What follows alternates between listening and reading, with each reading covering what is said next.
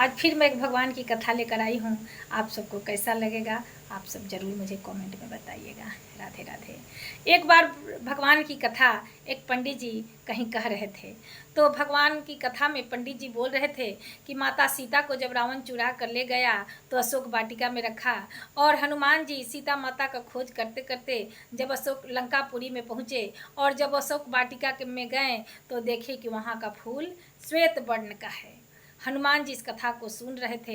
हनुमान जी को बहुत क्रोध आया, बोला कि पंडित कितना झूठा है, लंका ये गया था कि लंका मैं गया, वहाँ का फूल तो रक्त वर्ण था। जब कथा विश्राम हुआ, पंडित जी जब अब घर जाने लगे तो हनुमान जी भेष बदल कर गए और बोले कि अरे पंडित तुम कितना झूठ बोल रहा है, जब मैं अशोक वाटिका में गया था तो वहाँ का फूल तो श्वेत वर्ण का था और तुम बोल रहे हो कि रक्त वर्ण का था।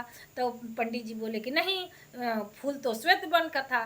तो पंडित तो भेष बदले हनुमान जी बोले कि मैं खुद हनुमान हूँ, मैं ही गया था लंका में और अशोक वाटिका में, तो मैं सच्चाई जानता हूँ कि तुम सच्चाई जानते हो।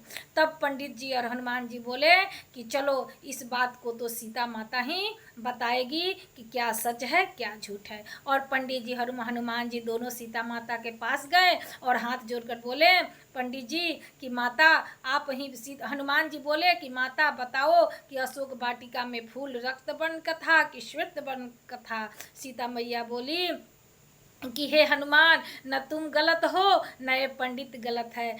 तुम जब अशोक वाटिका में गए तो तुम मेरी दशा को देखकर तुम्हें इतना क्रोध आया, इतना क्रोध आया कि तुम्हारा नेत्र लाल रंग का हो गया, इसलिए वहाँ का जो भी चीज़ था, जो भी फूल पत्ती पेड़ पौधे सब तुमको लाल लाल श्वेत वर्ण दिखाई देने लगे। लेकिन वास्तविकता तो यह है कि वहाँ का फूल श्वेत